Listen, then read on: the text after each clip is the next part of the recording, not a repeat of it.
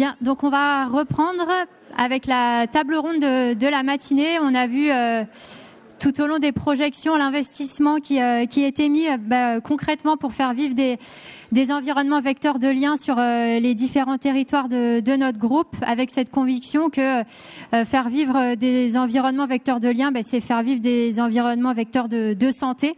Et cette conviction-là, elle structure notre modèle d'habitat. Et c'est pas par hasard. Voilà, on sait que la santé est majoritairement déterminée par l'aspect social. Il y a seulement 15% de notre état de santé qui tient aux facteurs génétiques ou individuels.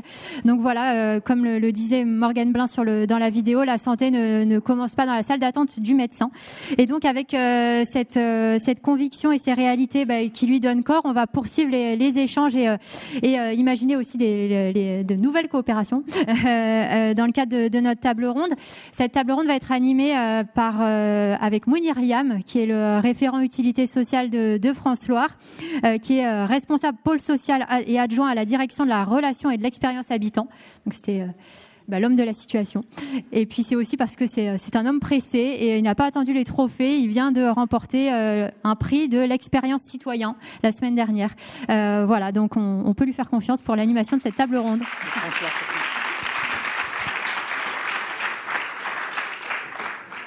Et donc on va appeler nos différents intervenants. Anne-Julie Clary, présidente du groupe Arcade Vive, qu'on peut applaudir très fort. Jean-Loup Argentin, président de l'association Nous Tous, et Michael Buquet, directeur adjoint du foyer Stéphane, qu'on applaudit également très fort. Arnaud Boyer, directeur prévention du groupe Vive. Boris Callen, délégué général de Mona Lisa France et président de la Fédération française pour les liens sociaux. Ingrid Dautré, directrice de l'association Happy. Mireille Massot, présidente d'Aiguillon Construction et déléguée régionale de France Asso Santé Bretagne, bénévole de l'UNAFAM. Et donc c'est la première partie de nos intervenants et on le précise d'ores et déjà, cette table ronde a été préparée avec les référents utilité sociale dont on a beaucoup parlé depuis ce matin, et donc un merci tout particulier aussi pour toutes les questions qui ont été préparées en lien avec Carole Doudard et Delphine Ozano d'Harmonie Habitat.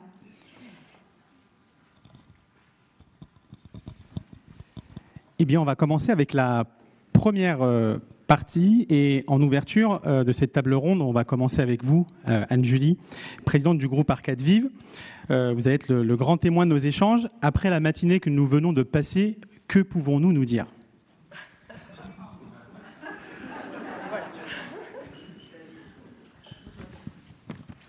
Je sais pas si... Ah oui, ça y est.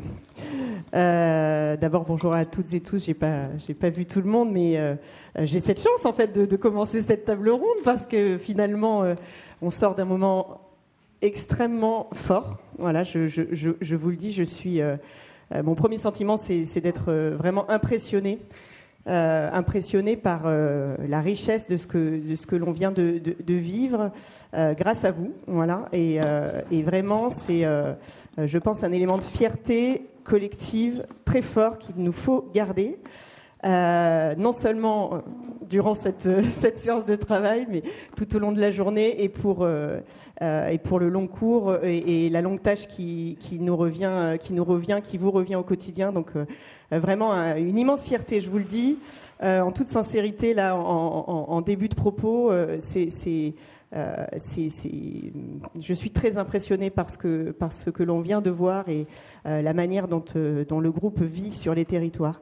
Ce que je peux vous dire, c'est qu'effectivement, on avait cette conviction. Il faut toujours la réaffirmer et bien l'expliquer parce que finalement, elle n'est pas naturelle, hein, mais on voit bien à quel point elle fait sens. On avait cette conviction du logement santé.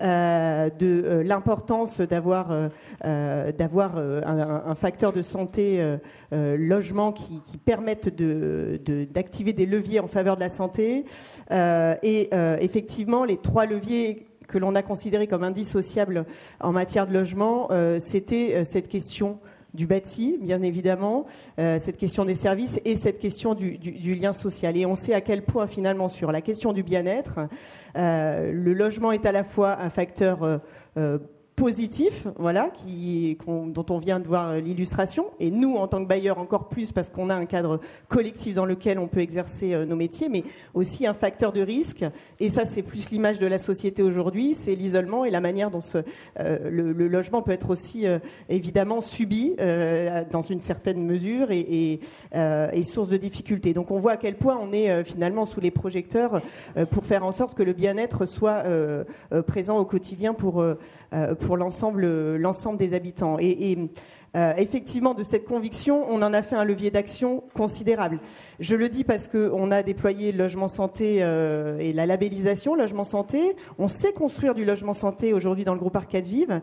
Voilà, on a su penser ces 3 leviers de manière indissociable dès la construction, dès la conception. Donc ça, c'est une vraie réussite. Aujourd'hui, on est en train de monter en puissance avec, bien évidemment, les opérations de rénovation. Mais aussi, on monte en puissance parce qu'on est en train de transformer profondément l'exercice de nos métiers. Vous êtes en train de le transformer et finalement, ça découle de la vidéo de ce matin. Tout le monde s'est emparé de cette question de la santé pour penser santé et réinventer le logement. Et toute la richesse de la stratégie que l'on est en train de penser, de déployer au sein d'Arcade Vive, c'est véritablement cette manière de repenser nos métiers au regard de la santé. Ce qui nous anime là, plus précisément, c'est effectivement la question de la participation. Moi, je pense que c'est un levier absolument fondamental sur la question du bien-être. On ne pense pas le bien des personnes envers elles. Et donc la question de savoir comment on les incite, on les accompagne pour participer davantage et pour être pleinement partie prenante de ces changements est évidemment absolument fondamental. Et là, il faut apporter de l'importance au vécu des personnes. D'où partent les personnes, voilà. Finalement, parce que c'est de leur vécu que va pouvoir venir cette participation et ces changements. Et puis, le perçu aussi. C'est-à-dire, véritablement, on ne va pas changer les personnes, par contre, on va les accompagner pour changer leur comportement. Et je pense que ça doit vraiment, ça doit animer évidemment l'ensemble des participants qui sont acteurs sur le sujet.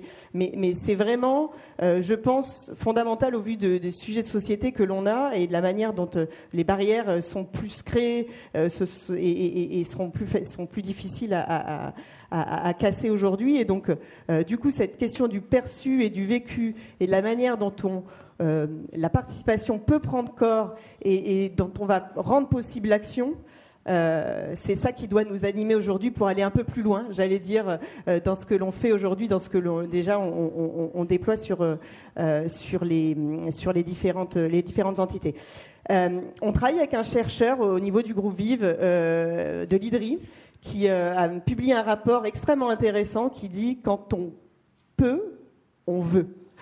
Il inverse la maxime en se disant que finalement, il faut qu'on aide à développer les capacités des personnes à aller vers d'autres comportements et à comprendre et à traduire. Voilà, on ne les change pas encore une fois envers elles, mais on est capable de se dire qu'on leur donne la capacité, ce pouvoir d'aller vouloir quelque chose qui va améliorer leur bien-être et leur santé.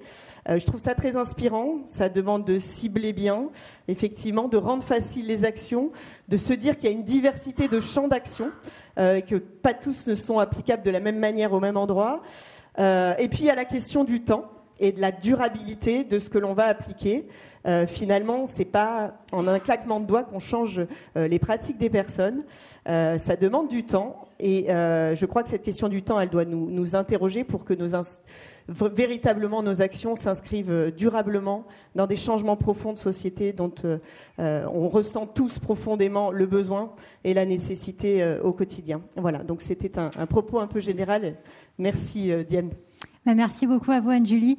On va poursuivre du coup après ce mot introductif avec les différents intervenants.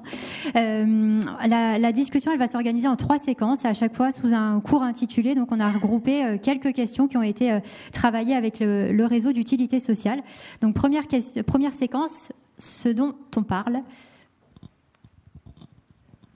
Et pour ça, j'ai 2 questions Alors, vous remarquerez la distribution des rôles, good cop, bad cop, parce que moi, j'ai 2 questions, encore une fois très faciles. La première, pourquoi, quand on parle de lien social, on parle à la fois d'un enjeu de société, d'un enjeu de prévention, d'un enjeu de santé, voire d'autres enjeux? Et deuxième question, quels sont les effets de la participation sociale sur la santé mentale et physique des habitants? Vous avez 2 heures.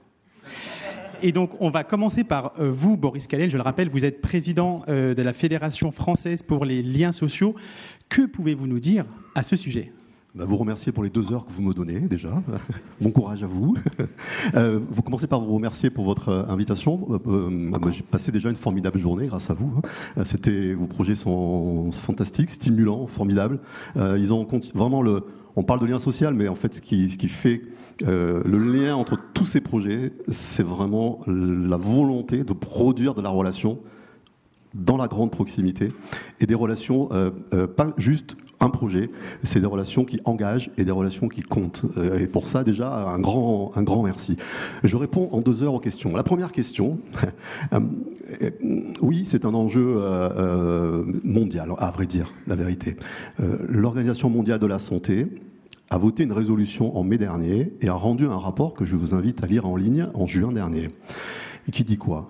Qui dit que le lien social est un déterminant de santé au même titre que les autres grands déterminants, que sont l'alcool et le tabac. Et qu'un être humain qui souffre de solitude durablement réduit en fait son espérance de vie de 30%, comme s'il fumait 15 cigarettes par jour. C'est énorme. Donc oui, c'est un enjeu de santé publique. Est-ce étonnant quand on y pense ? Quand on arrive au monde, un bébé, il arrive dans les bras de quelqu'un.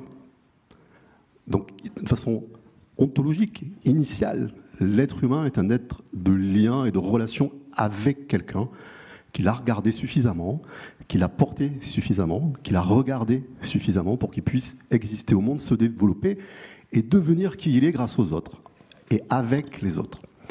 À tous les âges de la vie, s'il y a un déficit de relations de qualité, vous impactez votre santé, à la fois psychique, physique et mentale. Donc oui, effectivement, on a un enjeu extrêmement important. Vous dire qu'il y a des rapports qui ont été faits par la Commission européenne et qui ont été faits par l'OCDE, qui sont sortis ces mois derniers également.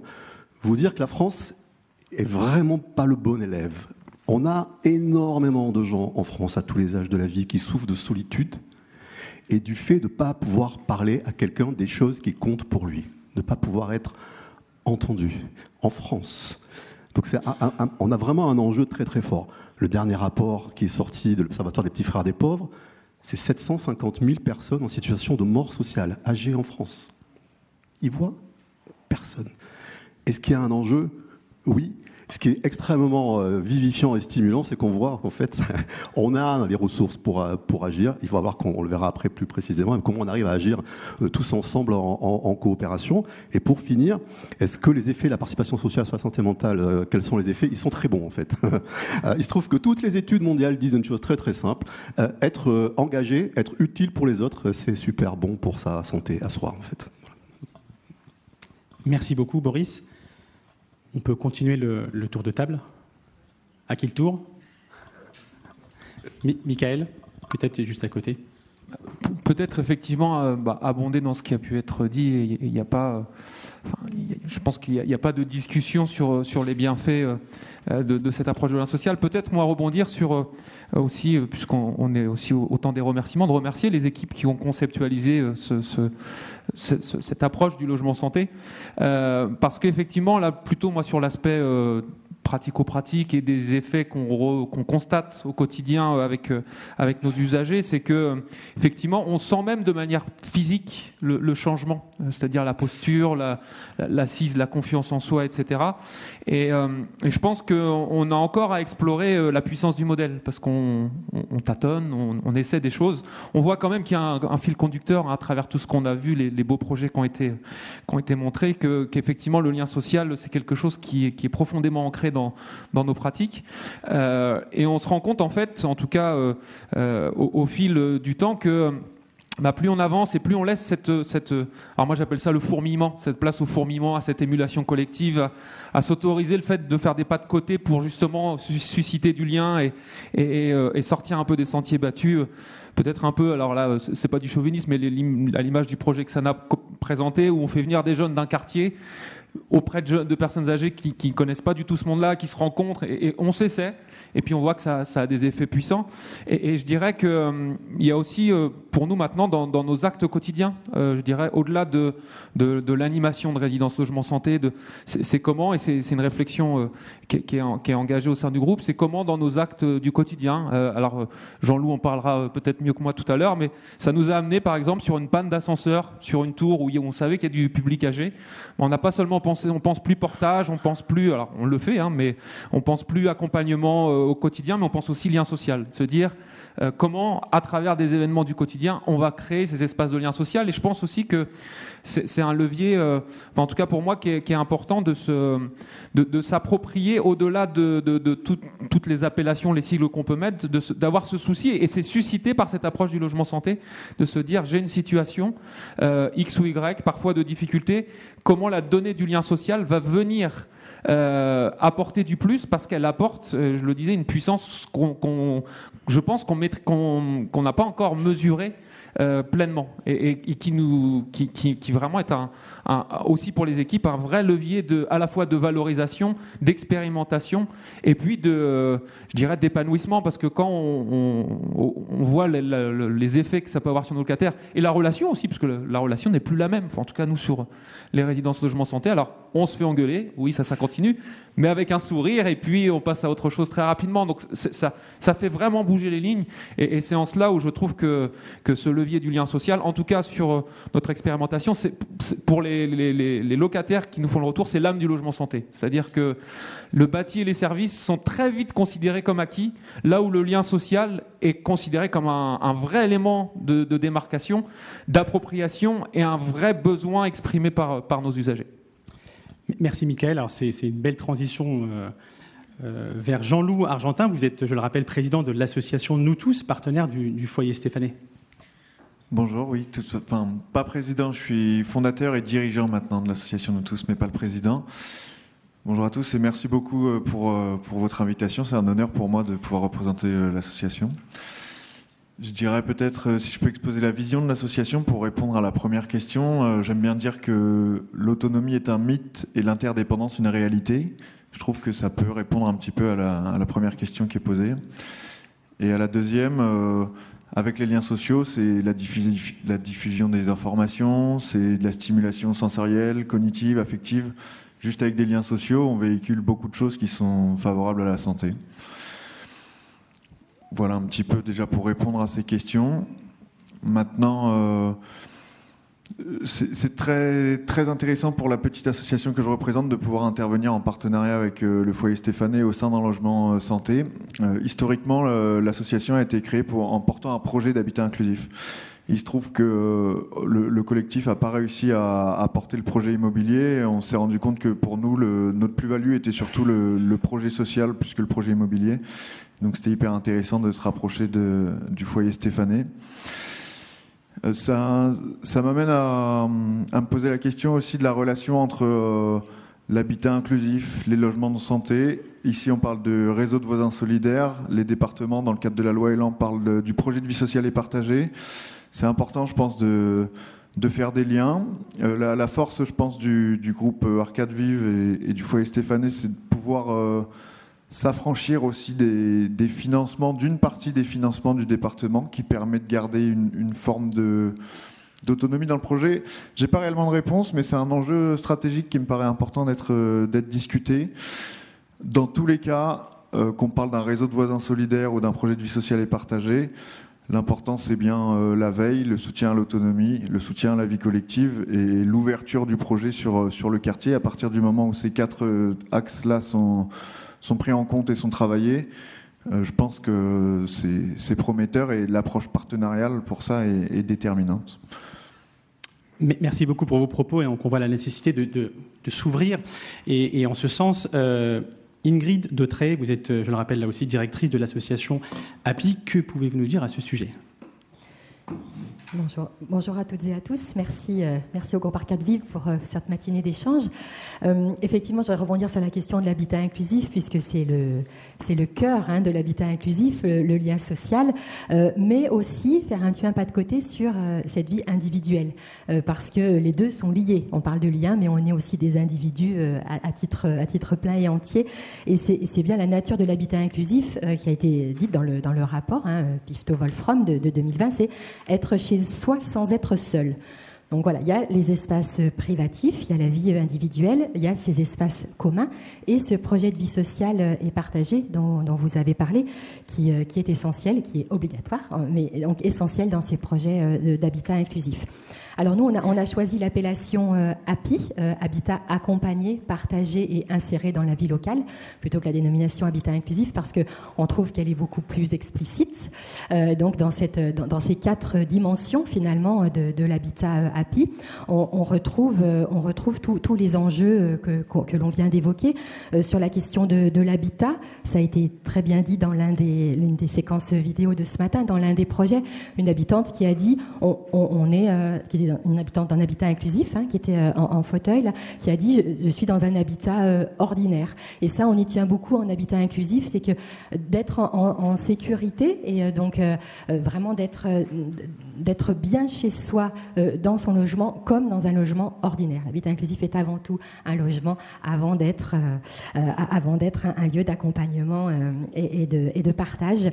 Donc ce sentiment de sécurité et de liberté, donc on a vraiment des enjeux forts dans ces habitats. Sécurité grâce aux équipements du logement, ça a été évoqué, un gros travail des bailleurs sociaux sur la partie immobilier, adaptation, aménagement, pour que, on l'a vu aussi ce matin, les personnes puissent avoir un maximum de liberté dans l'organisation de leur espace, de leur temps, et d'aller et de venir comme elles le souhaitent. Ça, c'est vraiment très, très important, ce qui permet effectivement l'autodétermination, le libre choix des personnes. Ça, on y tient beaucoup au sein de l'association HAPI.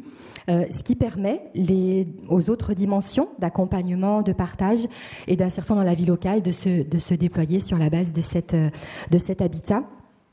Et ce qui est intéressant, je trouve, dans ces projets, c'est que le collectif vient finalement nourrir l'individuel, c'est-à-dire qu'on voit des personnes qui, grâce au projet collectif, retrouvent confiance en elles et ont à nouveau des projets individuels, se remettent en mouvement. On parle de projet collectif, mais c'est pas forcément inné, le lien social, on l'a vu. C'est pour ça qu'il y a besoin de ce tissu et de ces partenariats. Ça peut prendre du temps, ça prend du temps, surtout quand on a été en situation d'isolement à son domicile, qu'on n'a pas forcément parlé à quelqu'un de façon régulière depuis longtemps. Et ce temps individuel, il est essentiel. Et nous, on milite aussi pour ça à l'association HAPI. Il y a le projet collectif, mais il y a toute la part de travail individuel qu'on peut faire auprès de chacun. Et là, le rôle des animatrices, coordinatrices, je dis elles parce qu'elles sont surtout féminines, ont un rôle essentiel à jouer dans ce travail de médiation et d'aller vers les personnes et de les amener vers ce temps collectif. Donc on voit que la participation des habitants, après, elle a un effet vraiment décuplé sur ces projets. Merci beaucoup Ingrid.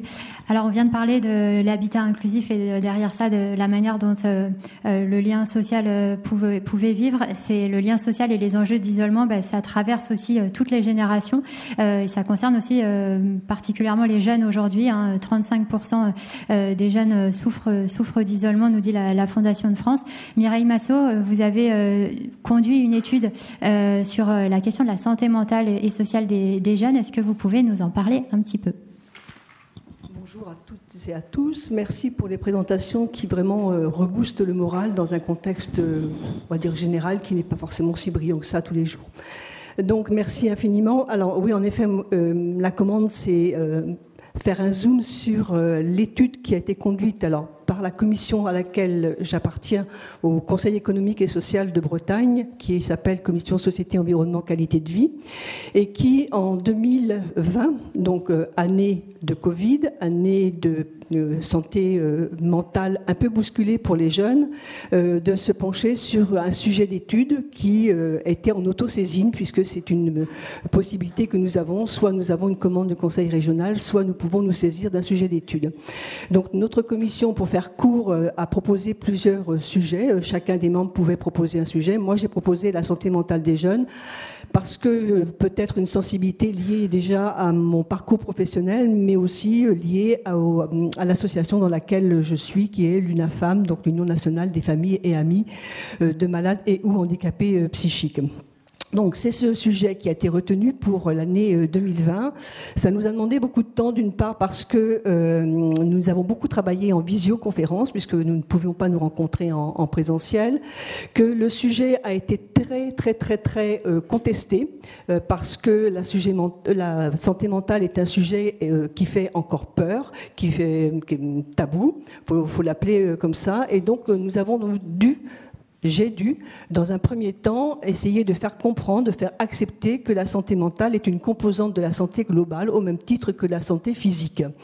Et que, aussi bien que nous pouvons avoir, comme en ce moment, par exemple, une petite baisse de voix, eh bien, ma foi, c'est pas pour ça qu'on est complètement malade et qu'on peut encore être présent avec vous. Et donc, la santé mentale, c'est un peu pareil. On peut avoir des hauts, des bas, et c'est pas pour ça qu'on est excusez-moi l'expression, mais c'est ce que j'ai entendu dans la commission, qu'on est fou.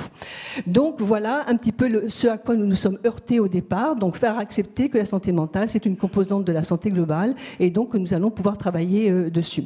Donc les prochaines étapes du travail ont été, d'une part, donc essayer de cerner quelles sont les composantes de la santé mentale que l'on peut retrouver, et pourquoi chez les jeunes, parce que les jeunes, c'est une priorité, compétence du Conseil régional, et puisque l'étude était sur les publics et les compétences du Conseil régional, eh bien, nous nous sommes plutôt concentrés sur cette tranche d'âge qui allait à peu près de 13 à 30 ans. Vous voyez, c'est assez large en termes de jeunesse.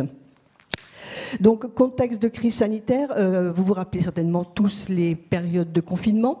Qui dit confinement pour certains, eh bien, c'est la migration vers les résidences secondaires et puis pouvoir vivre cette période de confinement plutôt de façon assez agréable malgré tout, et pouvoir continuer de profiter d'un environnement extérieur qui soit porteur, qui soit sain, avec des sorties qui pouvaient être agréables. Et puis, il y avait, comme près de chez moi, tout un corpus d'étudiants qui étaient confinés dans les chambres Crous et qui ne pouvaient pas sortir et qui finalement ont vécu cette période dans une grande solitude. Heureusement, il y avait les balcons le soir où on pouvait se retrouver de balcon à balcon et puis parler un peu. Et puis, surtout, ces jeunes ont été privés de certains moments de rencontres avec leurs pairs. Et là, on peut parler du lien social, puisqu'il n'y avait pas de rencontres dans les collèges, dans les lycées, chez les étudiants non plus. Ils ont été privés à la fois d'activités sportives aussi, d'activités de loisirs, mais privés aussi de la possibilité de s'investir quelque part ou de continuer des investissements qu'ils avaient, et puis également privés de pouvoir vivre des moments festifs. Donc tout ce qui constitue un petit peu finalement cette période de construction de soi depuis l'âge de la préadolescence jusqu'à l'âge d'étudiant ou de celui où on rentre dans la vie professionnelle. Donc c'est une dimension qui était certainement très importante et où on retrouve toute cette dimension du lien social. Et paradoxalement, on a constaté dans toutes les auditions qu'on a faites, puisqu'on a fait pas moins de 80 auditions, dans les auditions qu'on a faites, que là, les réseaux sociaux ont été parfois salvateurs pour certains, parce qu'ils ont pu garder des contacts avec des pairs PAIRS. Donc le confinement, c'est aussi, vous l'avez souligné tout à l'heure, un moment de solitude très grand. La solitude, l'isolement, c'est un fléau social très silencieux, mais qui fait beaucoup de dégâts en termes de perte de cognition, de capacité cognitive, pardon. C'est aussi, je crois, qui engendre des morts prématurées. Je regarde monsieur parce que c'est quelque chose qu'il connaît bien apparemment. Et puis qui entraîne aussi des dépressions. Donc là aussi, on est plus sur le versant éventuellement maladie mentale. Donc l'étude a consisté à faire en sorte de mieux comprendre la santé mentale et donc de déstigmatiser. Les jeunes disaient, quand on les interviewait, de détabouiser la santé mentale. Voilà. Donc, santé mentale, comme je vous le disais, avec des enquêtes auprès de collégiens, auprès d'étudiants, mais aussi auprès du Conseil régional des jeunes, et puis des entretiens en direct. Et notre étude a donné ensuite lieu à une longue écriture, et nous devons, dans ces études, faire des préconisations, et donc des préconisations qui ont tourné autour, bien sûr, d'une part de santé environnementale, donc tout ce qui était, j'ai souligné un tout petit peu tout à l'heure, le manque de grand air, de verdure, de rencontres, etc. L'environnement, qu'il soit social, qu'il soit environnemental, mais aussi tout ce qui peut dans une vie permettre, une vie de recherche, permettre de mieux comprendre comment la santé mentale est observée sur un territoire. On n'avait pas beaucoup d'outils pour ça, et en Bretagne, on s'en est étonné parce que la Bretagne, hélas, est reconnue pour son taux de suicide très important, donc on s'est étonné qu'il n'y ait pas d'observatoire qui soit plus complet que ça. Et puis un défi de santé publique où on a essayé de faire comprendre au plus grand nombre que la santé mentale c'était quelque chose qui concernait tout le monde, puisqu'on a tous une santé mentale, que chacun pouvait en être acteur pour soi et pour les autres. Et puis donc la préconisation principale, c'était de dire créons des environnements qui soient favorables à la santé mentale, donc le logement bien entendu, mais aussi les environnements sociaux, les environnements de nature, les environnements d'apprentissage, très important de pouvoir faire monter en compétence un certain nombre de personnes, et puis aussi dire qu'on avait tous la capacité à faire en sorte que quelqu'un soit fier de faire quelque chose. Il y avait le sentiment d'utilité tout à l'heure qui était souligné. Eh bien, les étudiants qu'on a rencontrés, les collégiens qu'on a rencontrés dans les associations sportives, par exemple, avaient des occasions de se sentir utile et qu'ils n'avaient plus à ce moment-là. Donc reconfigurer des espaces de rencontres qui permettraient cela. Et puis le défi sociétal, eh bien, on s'est un petit peu inspiré de l'expression « il faut tout un village pour éduquer un enfant ». Eh bien, nous, on dit « il faut toute une région pour favoriser la bonne santé mentale des jeunes en Bretagne ». Voilà. Et on a préconisé aussi que le Conseil régional intègre dans toutes ses politiques cette dimension de santé sociale, en se demandant à chaque politique en quoi cette politique-là peut-elle favoriser la santé mentale ou une bonne santé mentale des jeunes. Et juste pour finir, je ne sais pas si j'ai dépassé mon temps, mais juste pour finir, on a présenté l'étude, pour l'instant on en est rendu à peu près une 40aine de présentations, avec des temps plus ou moins courts, celui-ci c'est le plus court, où on a des étudiants en art appliqué qui se sont appropriés l'étude pour en faire des panneaux d'exposition, et une exposition qui circule. Et là, il faut que je remercie Harmonie Mutuelle, puisque c'est Fabienne Collat est la rapporteure de l'étude avec moi, et c'est elle qui nous a permis de pouvoir faire cette exposition, cette rencontre d'abord avec l'INA, puis cette exposition qui maintenant circule à peu près dans toute la Bretagne. Voilà. Merci beaucoup Mireille. Alors merci pour les différentes interventions. On avait vu ce matin dans les films ce que les liens produisaient en positif. Vous nous avez aussi montré ce que à contrario l'isolement pouvait produire. Peut-être un petit mot, Arnaud, sur la manière dont ça résonne avec la démarche prévention du groupe Vive. Oui, merci Diane, puisque je suis placé en fin du tour de table, je vais être obligé de rembobiner un peu sur les impacts des dispositifs de rupture d'isolement sur la prévention. Boris le disait tout à l'heure, c'est un facteur, c'est un déterminant social et un déterminant de santé qui a maintenant été bien identifié. Alors le souci, c'est que contrairement à d'autres déterminants de santé qu'on est en capacité de bien évaluer et de bien objectiver, le tabac, l'obésité, le manque d'activité physique, pour ce déterminant-là, c'est quand même beaucoup plus compliqué. On sait depuis 15 ans que ça a un vrai impact sur l'état de santé global, notamment parce que c'est une carence de génération en sérotonine et en dopamine, et en termes d'impact, on a une augmentation chez les gens qui vivent une expérience, alors non pas de solitude, parce que la solitude c'est un sentiment très subjectif, mais d'isolement social qui peut être très bien évalué avec une rupture de contact, une diminution de la vie sociale à travers les réseaux. On sait que ça va avoir un impact sur l'augmentation des événements cardiovasculaires, ça va avoir une augmentation sur l'augmentation de de l'obésité, des facteurs de surpoids, évidemment des troubles psychosociaux.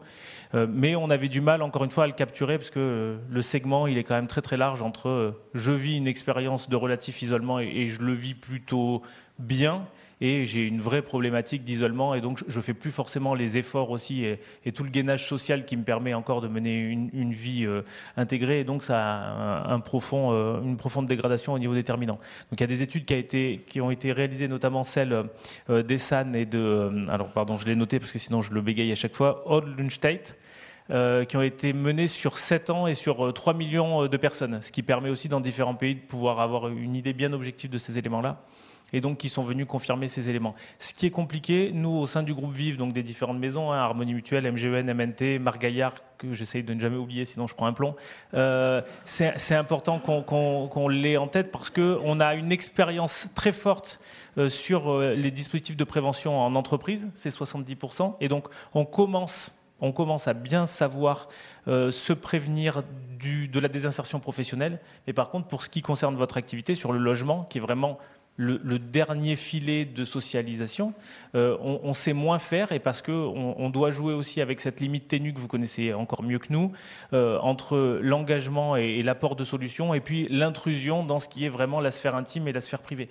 Donc la difficulté de pouvoir continuer à proposer des dispositifs de prévention et d'innovation en santé sur cette démarche-là, c'est voilà, comment on va trouver la bonne granularité qui est entre je viens sonner à votre porte toutes les 5 minutes et je trouve une solution qui va vous permettre de rompre l'isolement et de permettre aussi d'avoir des déterminants en augmentation, puisque les impacts désormais on les connaît de l'isolement, c'est une diminution de l'activité physique, c'est une alimentation et donc tous les caractères de carence nutritive qui sont aussi plus fortes, une moindre adhésion au traitement, hein, quand je disais que c'est aussi plus on est isolé, moins on joue le jeu social, et donc voilà, plus on va être petit à petit en dérive par rapport, lorsqu'on a notamment un traitement à suivre, une moindre observance.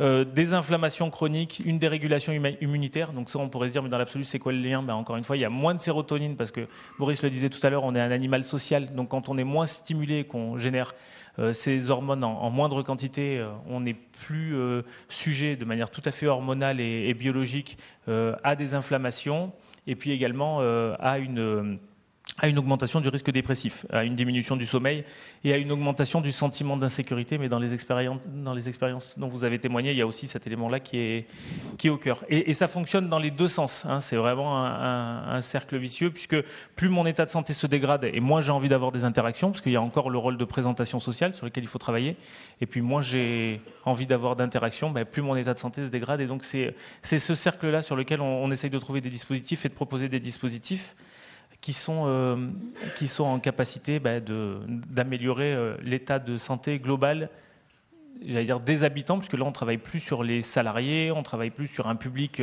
qui soit vraiment structuré de manière générationnelle, on ne travaille pas forcément sur les jeunes, sur les personnes âgées, on va travailler sur les habitants, donc sur les personnes qu'on trouve dans les logements. Qu'est-ce que je fais ? J'attends mon tour ou j'enquille ? On va peut-être passer à la deuxième séquence et vous redonner la parole après. Merci beaucoup Arnaud. Donc, en effet, deuxième séquence qu'on va ouvrir, ce qui compte. Alors là, l'idée, c'est que on puisse aussi, en tant qu'acteur de terrain, se parler. On a vu ce matin qu'à travers la diversité des initiatives proposées, on pouvait entretenir le lien social de différentes façons, avec des projets de cuisine participative, avec des actions sportives en pied d'immeuble. Marie, habitante Harmonie Habitat, disait la cantine, c'est déjà apprendre à connaître d'autres personnes, et c'est assez fort sur la manière dont le lien social découle de ces différentes démarches. Mais il faut aussi se dire que tout ça se décrète pas. Et je confirme, vous avez vu le jeu de rôle, les super effets spéciaux. Oui, tout ne se décrète pas. En effet, on peut rater une action collective une fois, on peut rater une action collective 2 fois, on ne peut pas la louper 3 fois. Et en réalité, c'est qu'on a forcément manqué de quelque chose. Et donc, la question, Diane, que je me pose, c'est quel est le socle d'une démarche participative réussie ? Au fond, qu'est-ce qui compte ? C'est pas moi qui vais répondre, Mounia. On va avoir deux témoignages dans la salle, mais peut-être que les personnes peuvent nous rejoindre. De la part de Cyril Beaune, donc référent utilité sociale de Mésolia, Coralie Loira, coordinatrice de VRAC Bordeaux, et Saïd Sadawi, habitant du Pré Saint-Gervais. Donc voilà, en repartant de leur expérience de terrain, nous répondre à la question qu'a posée Mounir. Voilà, je m'extrais. et on va leur donner la parole pour voilà, qu'ils puissent nous expliquer ce qu'est le socle d'une démarche participative réussie de leur point de vue d'acteurs de terrain. Merci. Alors, on parlait du bâti tout à l'heure et clairement, venir proposer de l'animation territoriale, du lien social, quand le bâti ne répond pas à leurs attentes, c'est très compliqué. Pardon. Ah, sous la lumière. Et c'est vrai que je vais prendre un exemple très concret. On avait le projet que l'on a mené avec VRAC se situait sur un territoire où on attendait une grosse réhabilitation. On a eu les effets du Covid, de la guerre en Ukraine, des communes qui refusaient nos balcons, ce qui fait que ça a retardé les travaux d'au moins 5 ans, ce qui a créé une frustration, une animosité envers le bailleur et les équipes du bailleur. Et du coup, la participation, elle est très compliquée à avoir quand on a ce type de situation. Donc il a fallu que l'on mène différentes actions d'aller vers, de porte à porte, avec des portes qui se claquent devant vous. Enfin, vraiment, c'est assez complexe. Mais ça nous a quand même beaucoup aidé dans la manière de développer notre projet. Je le laisserai dire un peu ce qui a été fait en pied d'immeuble, l'action d'aller vers. Mais c'est vrai que le bâti est très important. C'est-à-dire que venir proposer des choses sur des territoires qui sont un peu sclérosés et qui sont en attente en termes de bâti, voilà.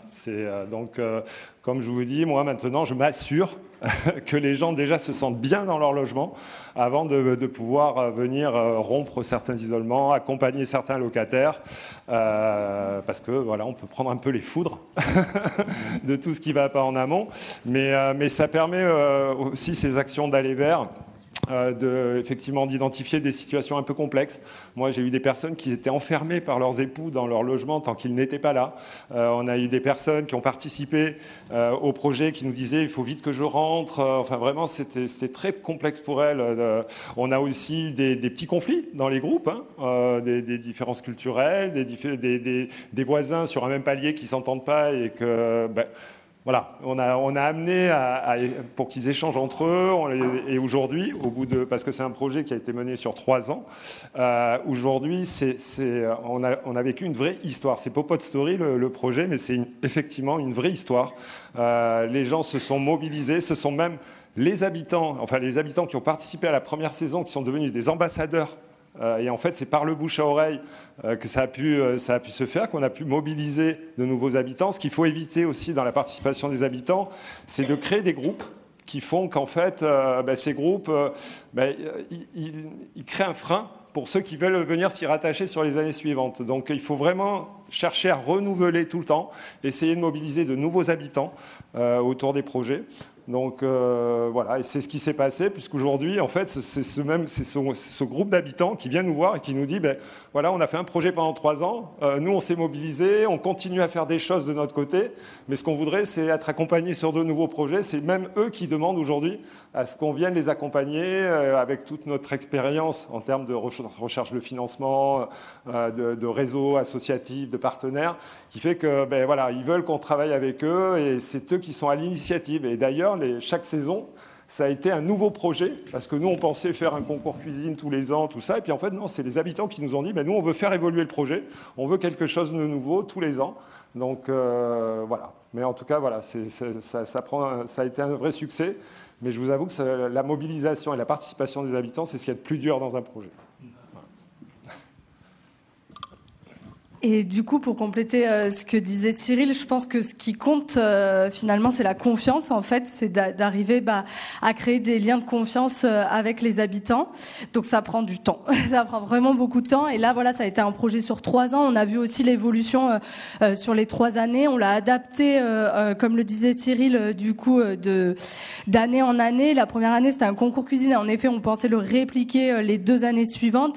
Il y a eu un besoin aussi des habitants d'avoir un projet encore plus fédérateur du coup pour être ensemble du coup de sortir un peu de cette idée de concours où vous pouviez avoir une petite concurrence qui se mettait en place et donc du coup d'aller sur quelque chose de beaucoup plus collectif la 2e année et la 3e année.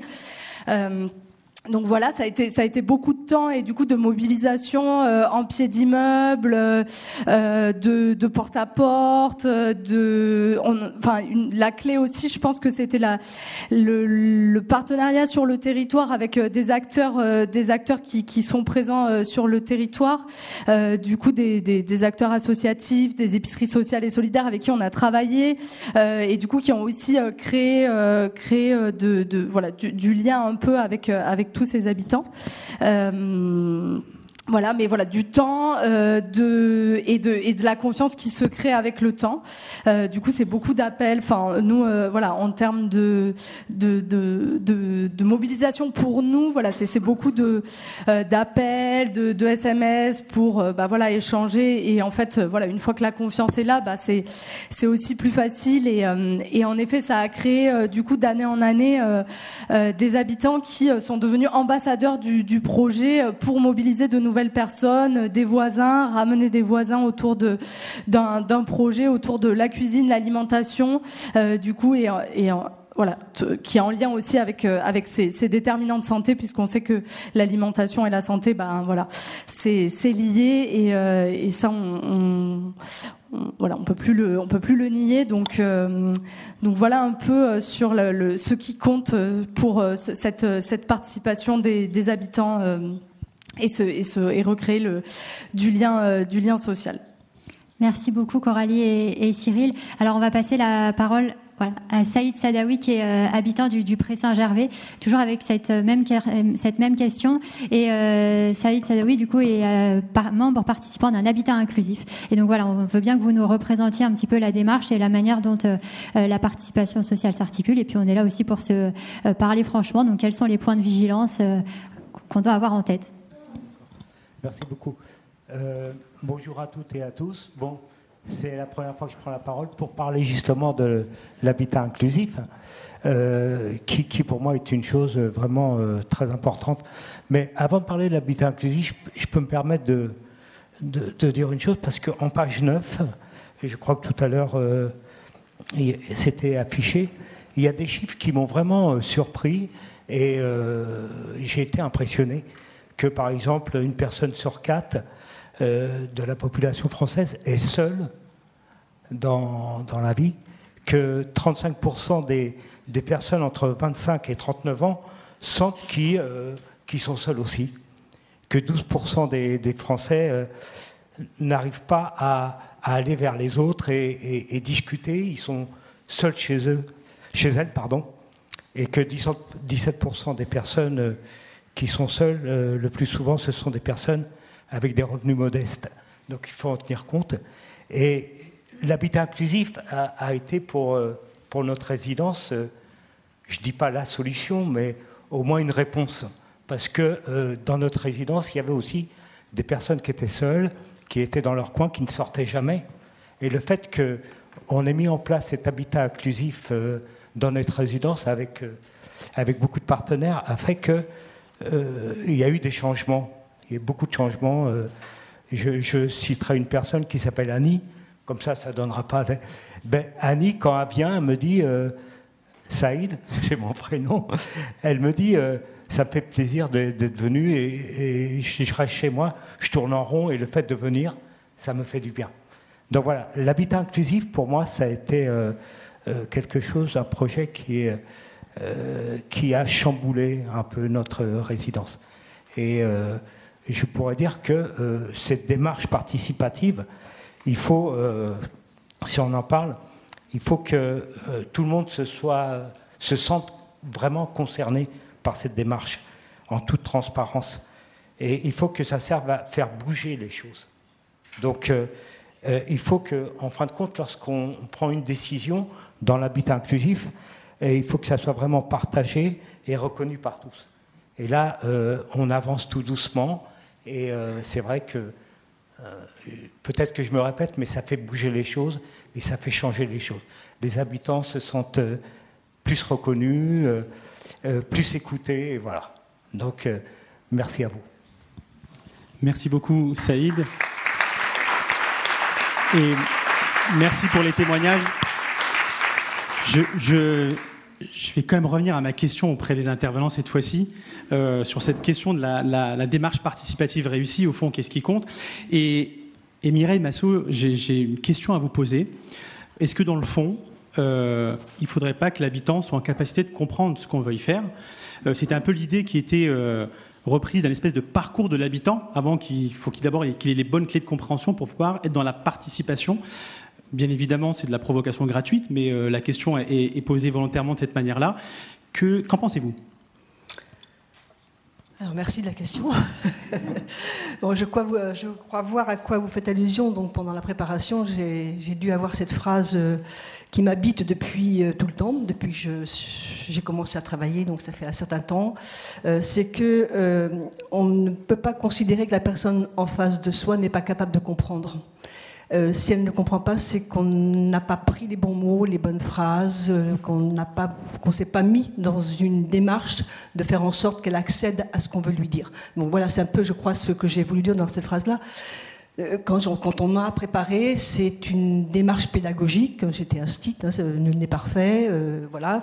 Et donc ça m'a habité tout le temps, dans toutes les associations où je suis maintenant encore. C'est une démarche que j'ai. Je suis dans une démarche de représentant des usagers auprès du CHU de Rennes, avec des patients auxquels on apporte un soutien dans leur démarche éventuellement. Et bien là aussi, il faut se dire, si j'étais à leur place, comment est-ce que j'expliquerais les choses? Et puis voilà. Bon. Donc c'est une démarche qui est transversale à mon engagement. Pour répondre à cette question-là, si vous voulez bien, je vais partir de deux exemples personnels de mes vies différentes, voilà, on va dire, que j'ai eues. Une première démarche, c'est quand j'étais justement en activité professionnelle, je travaillais avec ATD Quart Monde. Et un jour, une personne, une dame, avec des enfants, est venue nous dire, on était dans une réunion, nous dire, ils n'ont même pas le même regard. Et elle parlait des enseignants. Et donc, avec cette phrase-là, on a mis en place une action qui a fait qu'on a construit avec elle, mais aussi avec d'autres personnes d'ATD Quart Monde, un outil à destination des enseignants pour qu'ils comprennent que quand ils regardent quelqu'un, ils peuvent dire des choses sans prononcer des mots. Et que le regard, c'est de la confiance, c'est de l'encouragement, c'est de l'accompagnement, c'est de l'incitation à oser prendre la parole, à oser se livrer, à faire des propositions. Ça, c'est une première chose. Le deuxième exemple, c'est partir d'une autre tranche de vie où j'étais élue. Là encore, personne n'est parfait. Premier mandat, je suis en charge des populations spécifiques, c'est-à-dire les marginaux et les gens du voyage. La première personne qui me demande un rendez-vous, c'est un ancien SDF qui vient de récupérer un logement après 15 ans de vie à la rue et qui se tape la tête contre les murs parce qu'il ne sait plus habiter un logement. Donc accompagnement, bien entendu. Mais il vient me voir quand même en me disant, vous savez, ce qui manque sur Rennes, puisque je suis rennaise, sur Rennes, le matin, on sort du foyer, on peut aller au restaurant social de 8h à 14h. Après, on n'a plus d'autre choix, finalement, que de faire la manche parce qu'il nous faut rejoindre les foyers seulement à partir de 18h. Et encore, quand on peut les rejoindre, parce qu'ils n'acceptent pas toujours les chiens. Voilà, je vous dresse le décor. Et donc, cette personne-là me dit, il manque un accueil de jour entre 14h et 18h. Et à partir de cette proposition, avec d'autres SDF, mais vraiment d'autres SDF, des éducateurs qui travaillaient avec ces populations à la rue. On a travaillé, là aussi, le temps compte, on a mis 4 ans avant de pouvoir faire aboutir le projet. 4 ans, vous voyez, durée d'un mandat, 6 ans. Et je me suis dit, si on ne trouve pas un local le projet avait été accepté. Si on ne trouve pas un local 2 ans avant les élections, on est fichu, le projet ne sortira pas. La dernière année avant les élections, c'est pas la peine. Et nous avions un maire qui était très ouvert, très compréhensif et qui nous a permis d'avoir ce lieu qui a été inauguré avec la prise de parole des personnes concernées. Voilà. À partir de ces 2 exemples-là, qu'est-ce que je veux dire ? De l'écoute, de la rencontre, de la prise en compte d'une parole qui n'est pas forcément celle que j'ai l'habitude d'entendre. Donc une forme de reconnaissance, de respect et de co-construction après.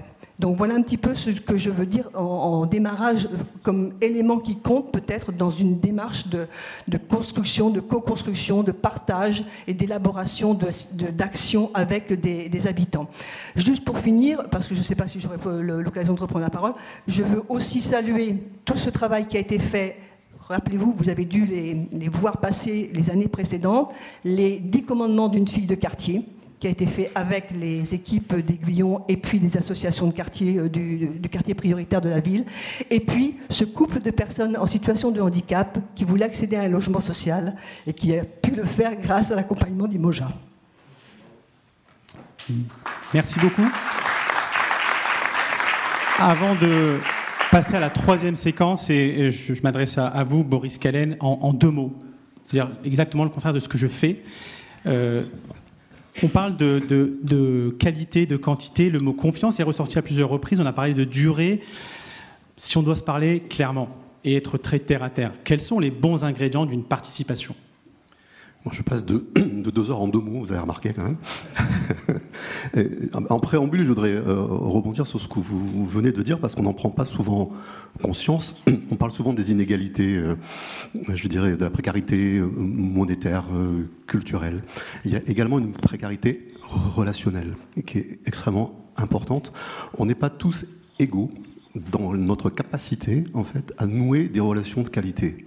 Le parrain de la Fédération française pour les liens sociaux, c'est Boris Cyrulnik. Il est neuropsychiatre. Donc il a fait un rapport, les 1000 jours, etc. Il nous dit quoi ? Un enfant qui naît, je dirais, dans une famille avec une niche sensorielle sécure, où on le stimule, où on lui parle, où on le regarde, où on éveille sa curiosité, arrive à l'école maternelle avec 1000 mots. Vous prenez un enfant que vous mettez dans une niche familiale insécure, que vous excluez, que vous ne sollicitez pas, il arrive avec 200 mots. Donc non seulement on peut commencer à prédire qui va réussir ses études, mais on peut aussi se poser la question de qui va réussir ses relations. Qui va réussir à parler aux autres, à se mettre en relation avec l'autre dans des relations qui comptent. Ce qui compte, c'est des relations qui comptent. C'est des relations de qualité. Nous, on parle isolement-solitude. Isolement, c'est vraiment la quantité des relations que l'on a. Combien de fois par semaine, je vois ma famille, mes amis, je participe à la vie sociale, je vois mes collègues de travail. Et la question de la solitude, qui est la question de la qualité des relations. C'est un ressenti. Et je peux être seul parmi les autres. Grande souffrance qu'être parmi les autres et seul parmi les autres. Et ce qui caractérise, par rapport à votre question, une relation de qualité, c'est quand on peut dire qu'on compte pour quelqu'un. C'est la question de la reconnaissance. Pour l'être humain, c'est un facteur vraiment primordial à tenir compte dans tous les projets. Compter pour quelqu'un, la reconnaissance dans le regard de l'autre de mon identité, de qui je suis, de ma valeur et de mon utilité. Très important. Deuxièmement, savoir compter sur quelqu'un. La question du sentiment de sécurité.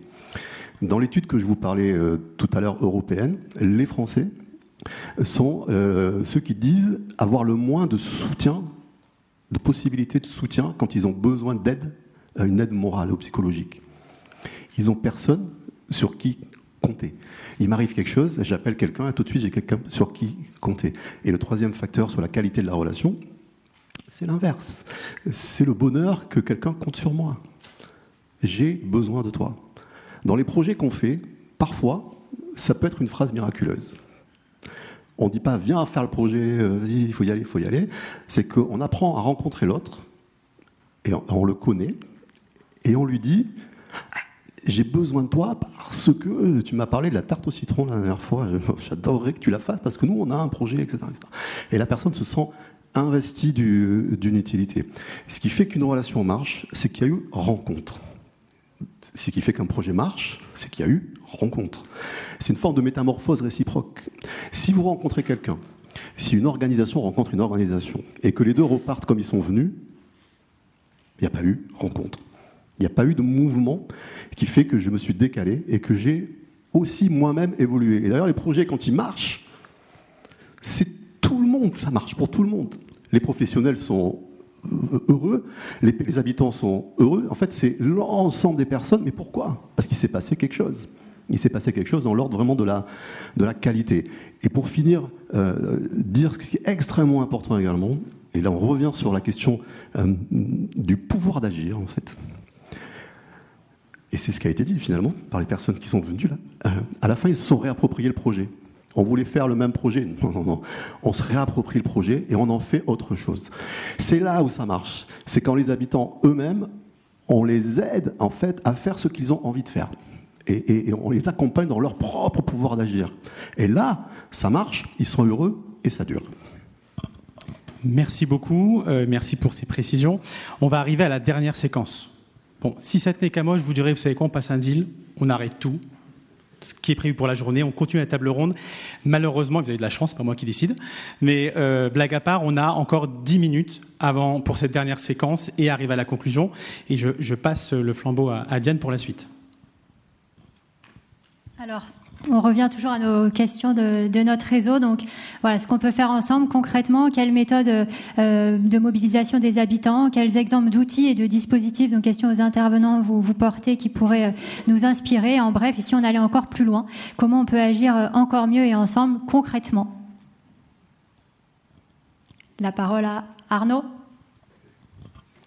Merci Diane.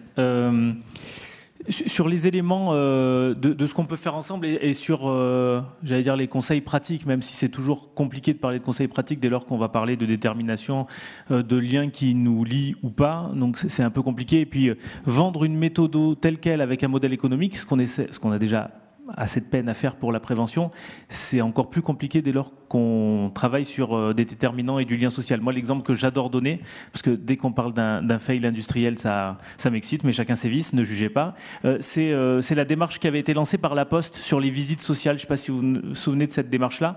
Ça avait été lancé en 2019, et il s'était dit, voilà, on propose un forfait entre 39 et 140 euros, et on a pour ambition de vendre 900 000 contrats sur les 2 ans qui viennent. En 18 mois, ils en ont vendu 534. 534, pas 1000, 534 points. Ce qui prouve bien que créer du lien social en disant, nous, on a un modèle économique, il va fonctionner comme ça, on va dériver du temps de facteur et on va créer artificiellement du lien, ça se vend pas comme ça. Et on revient sur ce que je disais tout à l'heure, mec qui s'autocite, insupportable. Sur comme je disais très bien tout à l'heure, c'est de se dire ça se décrète pas, et puis il faut toujours trouver un prétexte. Nous, on est dans une logique un petit peu de décalage où on essaye de répondre à une démarche de double dividende. Le lien social, le faire commun, c'est quelque chose qui vient en plus, parce que si on l'apporte en premier rideau, c'est trop brutal. Ça ramène aussi les gens à leur propre isolement, et il y a des gens sur qui il y a une conscience de leur isolement, et on voit bien sur les effets générationnels, on n'a pas tellement de mal à capter les personnes du 3e âge, parce que c'est admis communément qu'après la retraite, on a un certain isolement, que c'est difficile, et que ces personnes-là, elles sont le plus souvent, encore une fois, il ne faut pas généraliser, mais le plus souvent en demande de lien social. Pour les autres, ça va les ramener à une difficulté à faire sens, et on voit bien que, y compris si on se décentre un peu et qu'on regarde ce qui est fait par ailleurs, au Royaume-Uni, ils ont lancé une démarche d'orientation, alors non pas de prescription, mais du médecin vers des link workers. Et c'est le même fail que chez nous avec la prescription d'activité physique. C'est que si vous ne trouvez pas le réseau et si vous ne trouvez pas le portage derrière qui va avec, vous êtes finalement avec votre prescription, votre recommandation, et vous ne savez pas tellement quoi en faire. Donc la logique, nous, qu'on préconise, c'est de se dire que le plus important dans cette démarche-là, c'est la structuration d'une habitude. Comment on va mettre en place une routine. Et on se l'est dit tout à l'heure, je ne partage pas tout à fait l'avis de Mounir, parce que c'est OK qu'on joue à un toucher couler sur ce genre de choses. Si ça marche pas une fois, si la première fois c'est dans l'eau, faut aussi se dire que la deuxième fois ça sera peut-être dans l'eau, que la troisième fois ça sera encore dans l'eau, mais qu'il ne faut pas s'arrêter, puisque en l'occurrence, on voit bien que les éléments de show-off, où on met en place un grand événement et où derrière, on n'a pas de structuration qui vient avec, finalement, ça va créer une petite émulation, mais il ne va pas y avoir de réponse. A contrario, si on propose... Alors, vous partez pas de zéro non plus dans les logements que vous animez. Parfois, vous avez la chance d'avoir un espace qui peut être un lieu de vie. Ça peut être un jardin, ça peut être une cuisine résidence, ça peut être parfois même un banc sur lequel les gens viennent très régulièrement. Si vous n'avez pas ça, il faut déjà créer une habitude. Mais en tout cas, avoir un espace de lien social, des cafés sociaux, des maisons de la convivialité, des tiers-lieux, c'est aussi un facteur de regroupement où on se dit... Quoi qu'il arrive, on va créer une habitude et le mardi après-midi, il se passe quelque chose dans cet environnement-là. Et encore une fois, c'est important de prévoir des dispositifs qui ne coûtent pas une blinde parce que l'idée, c'est de durer dans le temps. Et donc, on va créer une habitude avec, ça va être une activité physique, ça va être un atelier nutrition, un atelier cuisine. Encore une fois, sur la prévention, pour faire adhérer les gens, il faut souvent fonctionner avec une marionnette pour leur dire, voilà, on vous distrait là-dessus, mais le vrai objectif, il est sur cet élément-là, puisque, encore une fois, ce qu'on va rechercher, c'est l'adhésion. L'utilité sociale, Boris en parlait, de temps en temps j'alterne, je ne me cite pas que tout seul, voilà. Mais Boris en parlait tout à l'heure sur les programmes intergénérationnels. L'utilité sociale, elle aussi, elle va générer une forte valorisation, un fort sentiment d'utilité, et elle va faire énormément de bien à la santé mentale. Et donc les programmes intergénérationnels, on en connaît aussi sur entre les écoles et les EHPAD, sans aller jusqu'à la colocation, mais en tout cas le bénévolat et l'engagement communautaire, il va à la fois créer du lien social, une habitude et puis une valorisation individuelle qui est extrêmement importante. Sur le numérique, on se dit souvent c'est l'ennemi là-dessus, puisqu'on va créer un simulacre de lien social. Et encore une fois,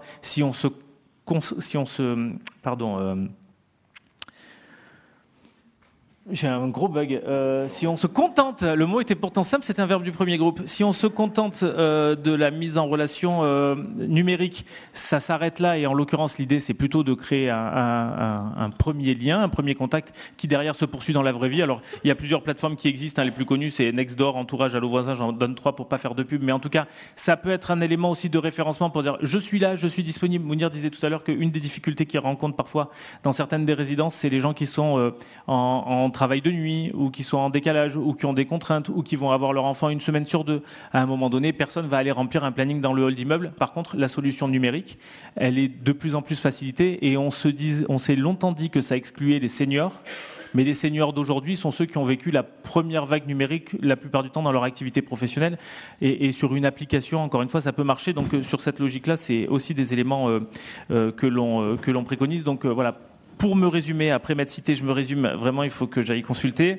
3 conseils rapidement pour essayer de synthétiser. Rechercher le double dividende. Voilà, jamais le seul lien social, ça marche moins bien que quand on arrive avec une autre proposition, où on arrive plus facilement à embarquer, puisque, voilà, encore une fois, il y a une démarche complémentaire qui permet de ratisser plus large.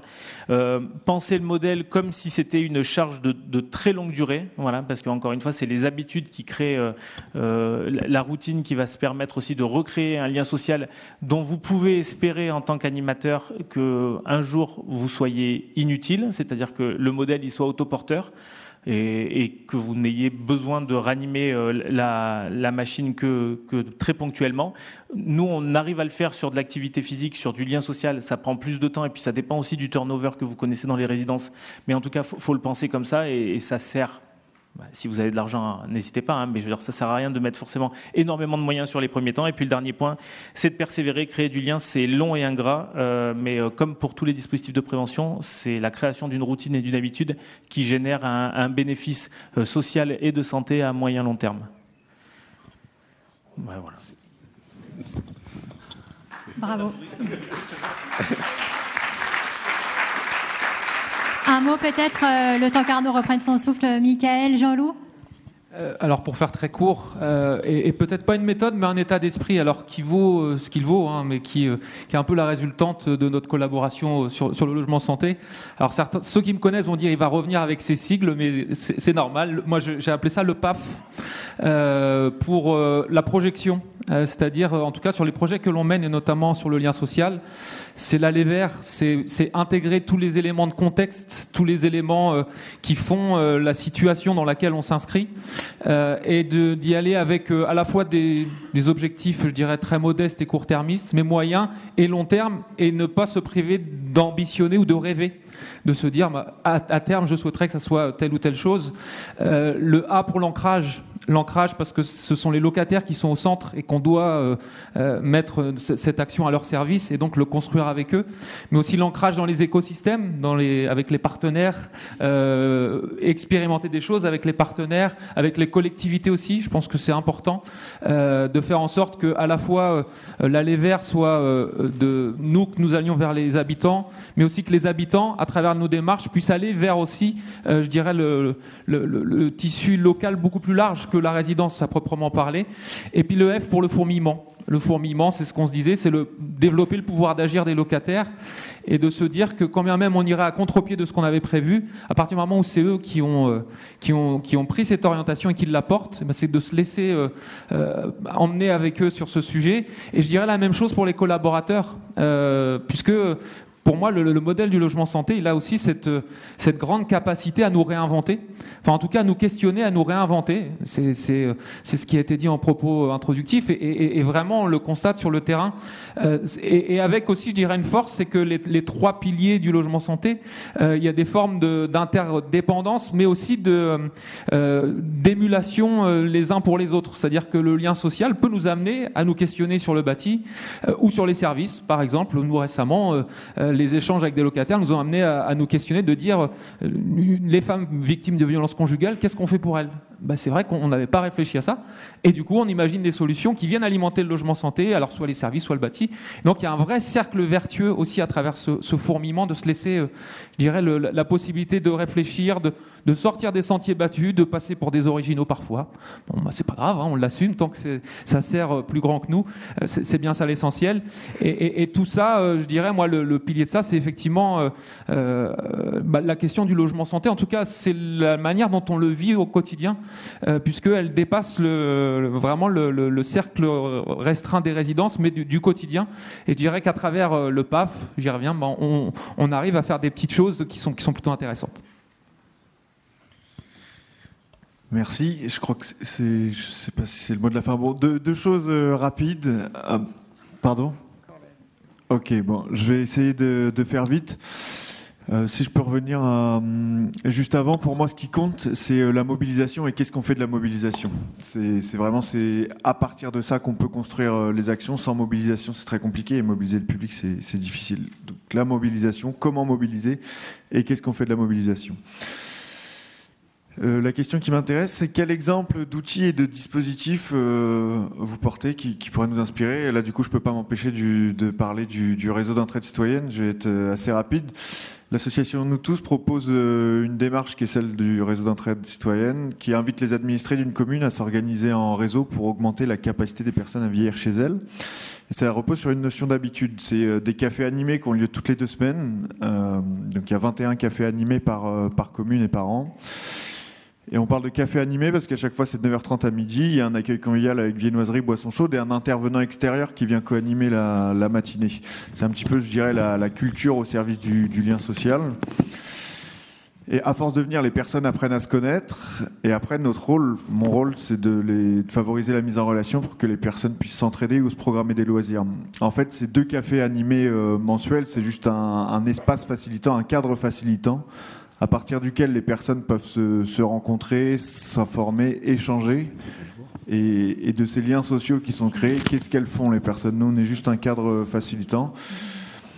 On a une première preuve de concept, et je pense que le réseau d'entraide citoyenne, on pourrait le faire ensemble. C'est un exemple d'outil qui doit être amélioré, bien entendu, mais qui fonctionne bien et qui pourra être développé à l'aide d'une démarche partenariale. C'est tout pour moi. Merci à vous. Merci beaucoup. Bon, merci beaucoup. On va arriver à la fin de cette table ronde. Peut-être en conclusion et mots de synthèse, peut-être Ingrid, Saïd Sadawi, avant de donner la parole à Anne-Julie. Juste peut-être compléter par rapport à ce qui a été dit. Ce qu'on peut faire ensemble, je pense qu'il y a un premier point qui est important qu'on a entendu, c'est se former.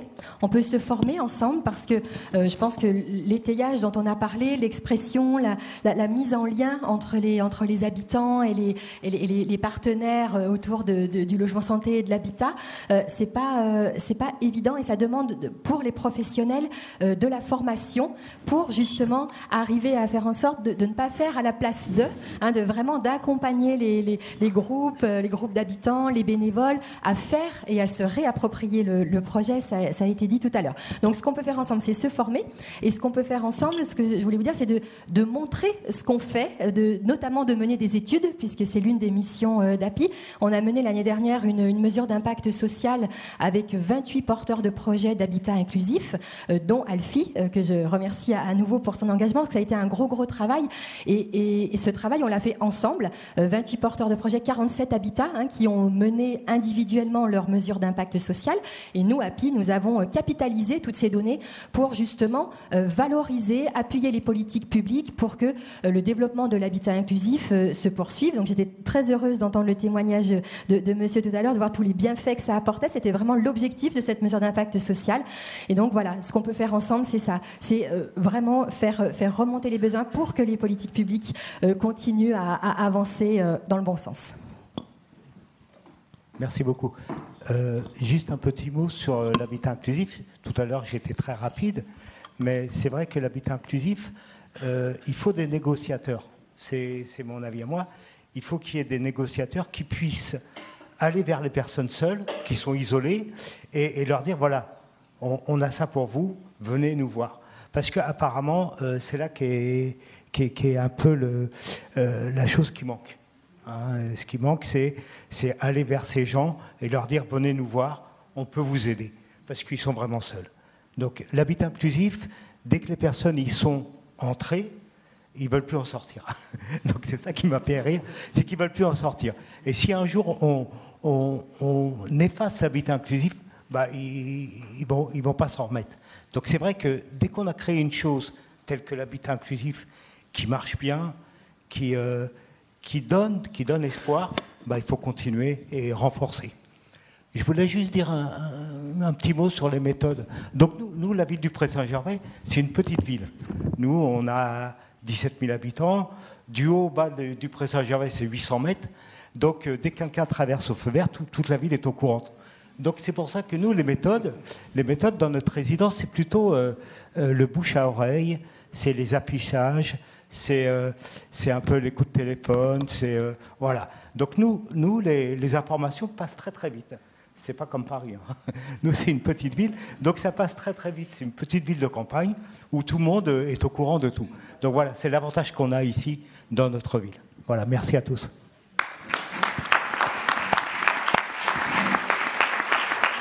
Merci beaucoup. Alors, le dur mot de la fin pour Anne-Julie Clary. C'est bien. Qu'est-ce qu'on peut se dire après cette table ronde et aussi quels sont les enjeux pour la suite? D'accord. Il y a beaucoup de choses qu'on pourrait se dire et on a beaucoup de choses à prolonger. Je retiens très fortement le aller vers et le faire avec. Voilà, je pense que ça doit nous animer grandement dans la manière dont on doit aborder cette question-là du lien social et de la participation plus particulièrement. J'ai beaucoup aimé l'idée aussi de se dire que finalement, quand on va vers, etc., on est davantage dans la réponse que dans la solution en tant que telle, c'est-à-dire que ça se co-construit et il y a la reconnaissance qui a été très présente dans les propos, qui me paraît tout à fait fondamentale parce qu'on a quand même beaucoup de travail. On le voit, on le sait, on le ressent, voilà, dans la société. Donc, c'est cette question d'inscrire durablement et de trouver les bons leviers vraiment pour être à la hauteur de l'enjeu, c'est tout à fait fondamental. Alors,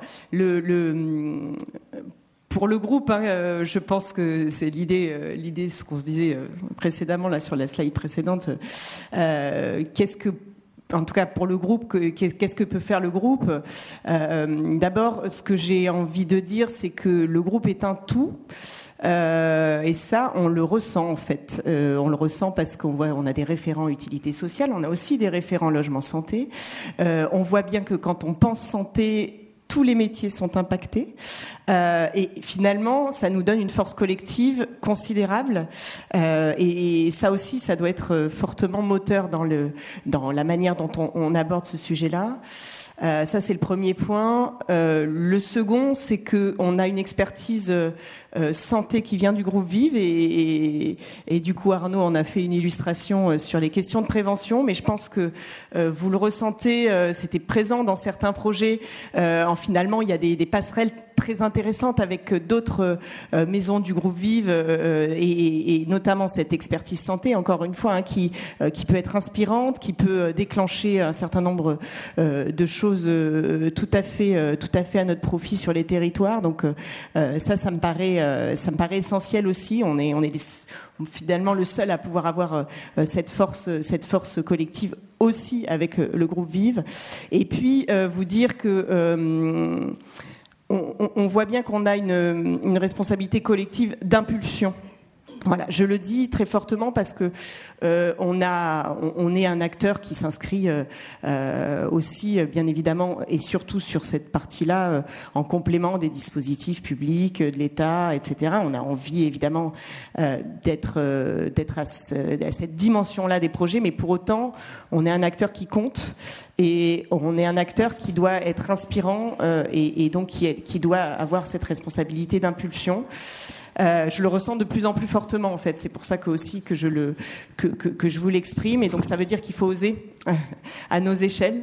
Il faut, à mon avis, ne pas hésiter à aller pousser des portes et à dire nous on est capable d'eux. Et souvent quand je discute avec des partenaires qui sont externes au groupe, en fait ils sous-estiment complètement la capacité que l'on a à faire. C'est pas pour nous, on se dit pas qu'on peut remplacer ou etc. C'est pas de cet ordre-là. C'est simplement la dynamique que l'on peut avoir, que vous pouvez avoir avec à tous les degrés, et avec vraiment cette vision partagée et collective des choses.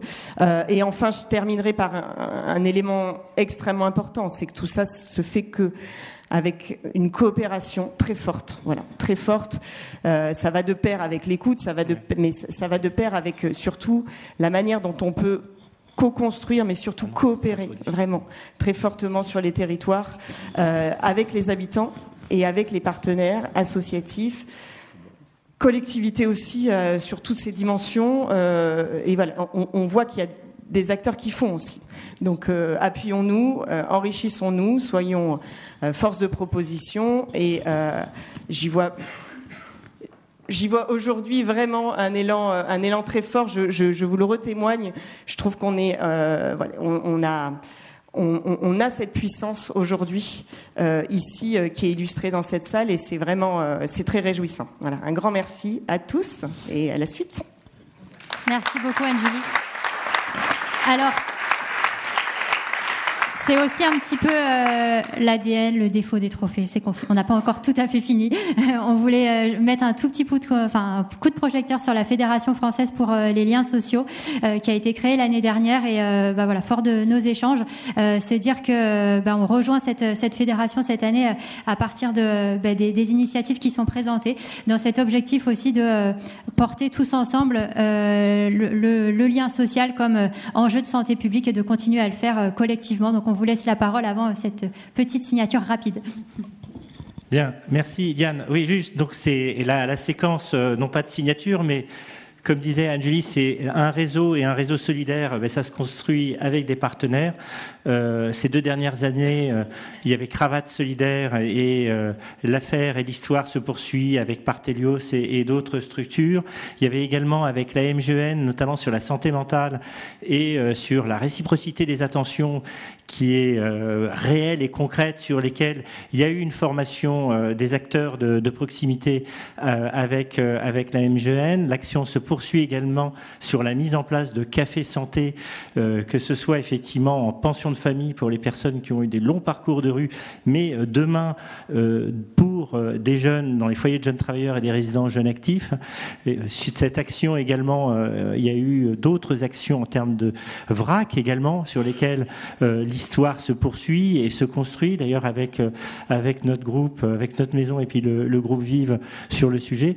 Et donc c'est vrai que cette séquence sur la question comme disait un intervenant dans le film, le lien social, on cultive un jardin, nous à cultiver effectivement cette question du lien social, et sans cette mise en place de réseau, que ce soit avec API ou avec aujourd'hui la Fédération pour les liens sociaux, tout est plus compliqué. Donc la question effectivement est de faire réseau et faire sens. Donc voilà, d'où cette signature.